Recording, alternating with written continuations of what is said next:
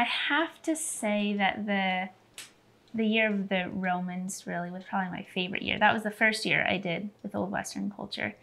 And I think part of that is just the almost nostalgia of it and newness of it. And one of my favorite books that we read was the Aeneid, and that was one of the first book I think we read with Old Western culture. And I remember we got together as a class at our teacher's house and we made snacks and everything. And then we sat down, we just started reading the Aeneid out loud.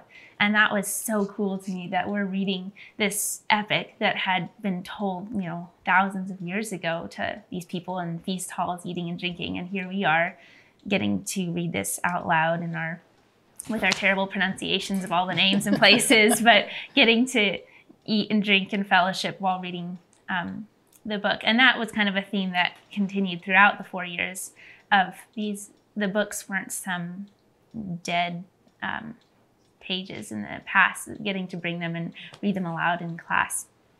So I think that first year was my favorite. I loved getting to, the Roman culture influenced so much of the Gospels and honestly so much of where we are now, that getting to see all those connections, and especially to, you know, Paul and the kind of the logic that the Romans used showing up in the Gospels and how Paul would talk about different Christian ideas.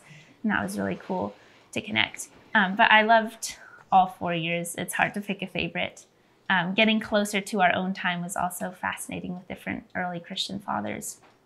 And those were harder to enjoy at first, but getting to read more and more of them and also getting some of the history around them informs how you read those books, because you know what the worldview, the common worldview was at that time, whether, you know, was the sun the center of the universe or was the earth. And so knowing those differences informs how you read different early Christian books.